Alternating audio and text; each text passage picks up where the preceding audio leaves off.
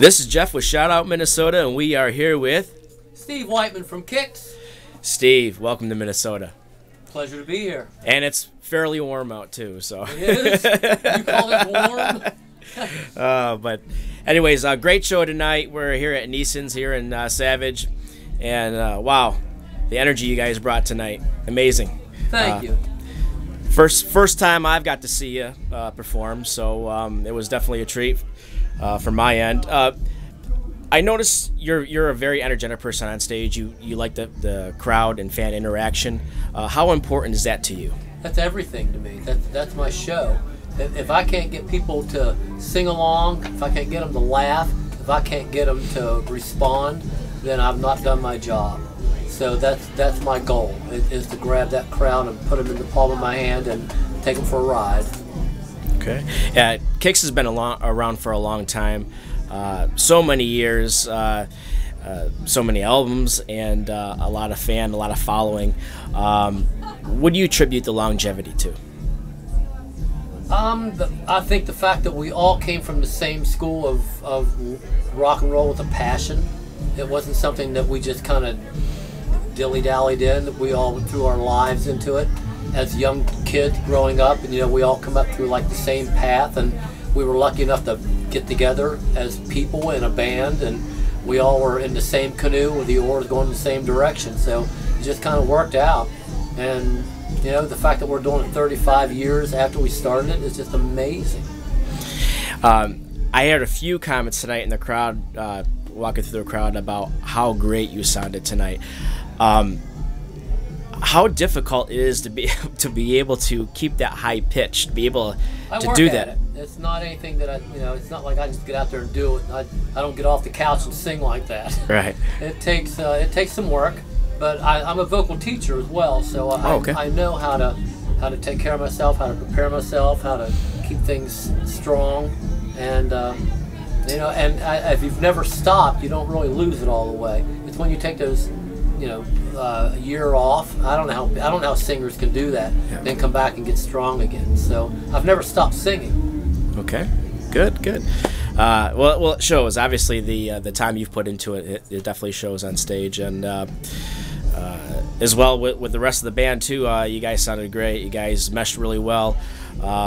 I'm sure a lot of practice as well on that end as well. Practice? But, not so much anymore. No, not so much. I mean, okay. Everybody is so disciplined and so talented and knows when we put a set together, everybody takes it upon themselves to go over all those songs. If there's any questions at a sound check, we go, maybe we should go over that, and we haven't done that one in 12 years. Right. So we'll go over them in sound check. But for the most part, everybody is really reliable to learn everything, and we all remember how we used to do it.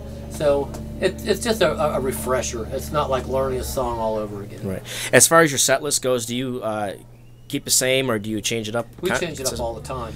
Okay. Yeah, I mean, like when we go to different areas, like tonight, we did an entirely different set last weekend at M3 Festival in Maryland, because that's our home crowd, and we want to give them stuff that they love, that they haven't heard in a long time. We come out, this is our standard road set. We try to give them stuff from all the albums and make sure we hit the latest album, because we want people to know that we're still writing, recording, and touring for a reason.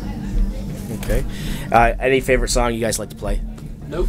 Nope. All of them, right? All of them. There's no such thing as a favorite song. I mean, you get a good set and you roll with it, but as far as one song, I can't wait to do that one song. It really doesn't happen. Okay, I guess if I wrote everything, I would have a favorite, but I didn't. So it's just I'm there for the crowd. We're here for the audience, and that's the way we have to approach it. Okay. Looking forward. We mentioned that we did earlier about Rocktember coming in September. You'll be back in Minnesota again. You have any new music or new projects or anything you guys are working on? There's a documentary coming out, and I think we're going to try to throw some live music in with that and some other goodies to make it appealing and make people want to check it out. And we're starting to think about another KIX album, so we just need to go over the logistics and speak to the record company and see why it makes sense. Is it worthwhile? And I don't know. The business has changed so much that I don't want to waste my time doing a record that nobody's ever going to hear. Right. I hear you. I hear you. Well, I thank you so much for your time. But before we go, social media wise, how can the fans get a hold of you guys, interact with you guys? Just call me. My number is 3.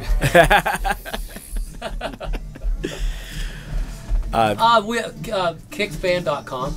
Okay. Yeah, that has all of our tour dates, merch. If you want to pick up some KIX shirts or bios, anything history about the band, it's all on there. KIX.com. All right. Well, thank you so much for your time. Like I said, a great show, and we're looking forward to you guys coming back in September. But before you go, one last shout out to the KIX fans in Minnesota. Minnesota, we love you, man. Thank you for coming out tonight.